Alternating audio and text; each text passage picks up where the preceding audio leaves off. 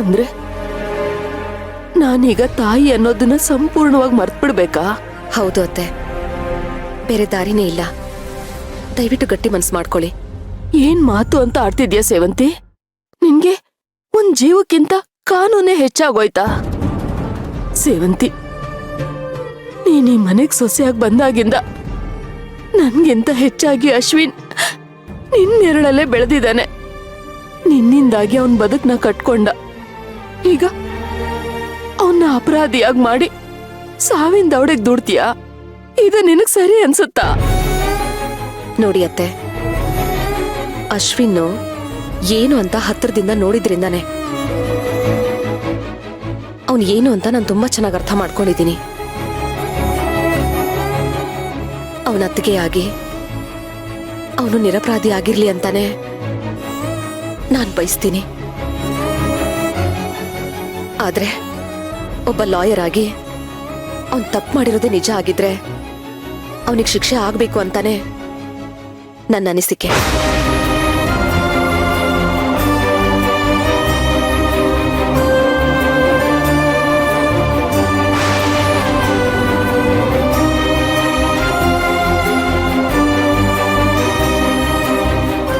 ಸೇವಂತಿ, ಅಶ್ವಿನ್ ತನ್ ಮಗುನ ನೀನೇ ಸಾಯಿಸಿದ್ದು ಅಂತ ತನ್ ಮನ್ಸಲ್ಲಿ ಇಟ್ಕೊಂಡು ನಿನ್ ಮೇಲೆ ದ್ವೇಷ ಸಾಧಿಸ್ತಿದ್ದ. ಈಗ ನೀನು ಅದನ್ನೇ ಮನ್ಸಲ್ಲಿ ಇಟ್ಕೊಂಡು ಅವನ್ ಮೇಲೆ ಹಾಗೆ ಸಾಧಿಸ್ತಿದ್ಯಾ? ಇಲ್ಲ ಅಂದಿದ್ರೆ ನಿನ್ ಮನ್ಸು ಇಷ್ಟು ಕಲ್ಲಾಗೋದಕ್ಕೆ ಸಾಧ್ಯನೇ ಇಲ್ಲ. ಹಾಗ್ ನೀವೇನಾದ್ರೂ ಅನ್ಕೊಂಡಿದ್ರೆ ಅದು ನಿಮಗ್ ಕಲ್ಪನೆ ಅತ್ತೆ. ಅದಕ್ಕೆ ನಾನೇನು ಮಾಡೋದಕ್ಕಾಗಲ್ಲ. ಸೇವಂತಿ, ಈಗ ಕರ್ಣ ಅಂತೂ ನನ್ ಪಾಲಿಗಿಲ್ಲ. ನೀನು ನನ್ ಪಾಲ್ಗಿಲ್ದಂಗ ಆಗೋದಲ್ಲ ಸೇವಂತಿ. ನೋಡಿ ಅತ್ತೆ, ಈಗಿರೋ ಸಂದರ್ಭದಲ್ಲಿ ಕಾನೂನಿನ ಝಂಜಾಟದಲ್ಲಿ ಯಾರಿಗೋಸ್ಕರ ನಿಲ್ದೆ ಹೋದ್ರು ಆ ದೇವ್ರು ನಮ್ಮೆಲ್ರಿಗೋಸ್ಕರ ಇದ್ದೇ ಇರ್ತಾನೆ. ನೀವು ಧೈರ್ಯವಾಗಿರಿ. ಪ್ರಿಯ ಹೇಗಿದ್ರು ಸತ್ತೋಗಿದ್ದಾಳೆ. ನೀನ್ ನ್ಯಾಯ ಕೊಡ್ಸಿದ್ರು ಅವಳು ಜೀವಂತವಾಗಿ ವಾಪಸ್ ಬರಲ್ಲ. ಈಗ ಬದುಕಿರೋ ನಮ್ ಪೂಜಾ ಮತ್ತೆ ಅಶ್ವಿನ್ ಚೆನ್ನಾಗಿರ್ಬೇಕು ಅಂದ್ರೆ ನೀನ್ ಈ ಕೇಸಿಂದ ಹಿಂದೆ ಸರ್ದ್ಬಿಡು ಸೇವಂತಿ.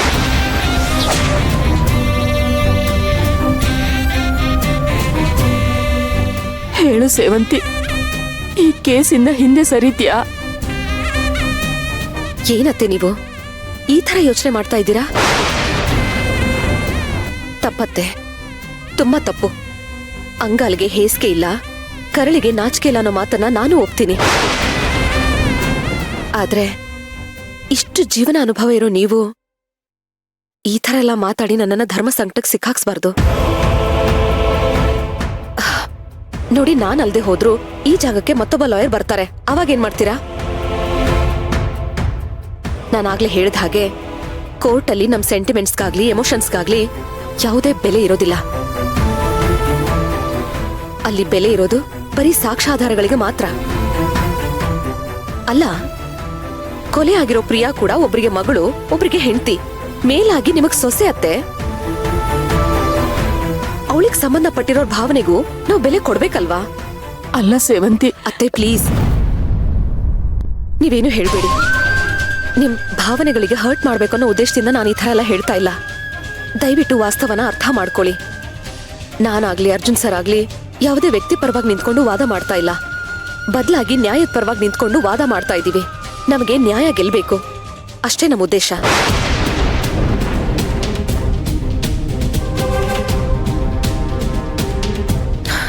ನೋಡಿ ಅತ್ತೆ, ದಯವಿಟ್ಟು ಈ ವಿಷಯದಲ್ಲಿ ನನ್ನನ್ನ ಎಮೋಷನಲ್ ಬ್ಲಾಕ್ ಮೇಲ್ ಮಾಡಬೇಡಿ. ನಿಮಗ್ ಕೈ ಮುಗಿದ್ ಬೇಡ್ಕೋತೀನಿ. ನನ್ನನ್ನ ನನ್ನ ಕರ್ತವ್ಯ ಮಾಡೋದಕ್ ಬಿಟ್ಬಿಡಿ.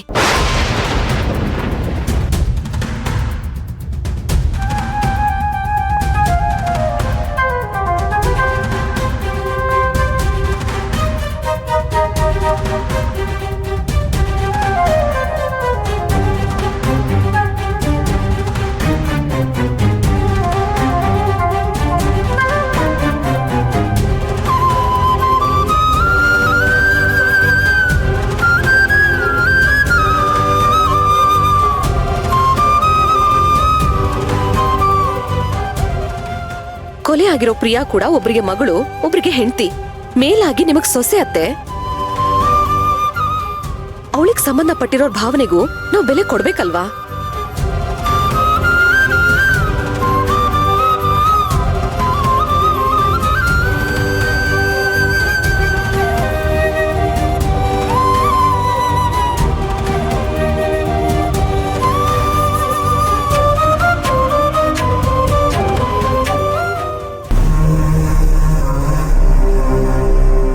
ಪೂಜಾ, ನೀನ್ ನೋಡ್ದ ಹಾಗೆ ಅಶ್ವಿನ್ ಮತ್ತೆ ಪ್ರಿಯಾ ಸಂಬಂಧ ಹೇಗಿತ್ತು?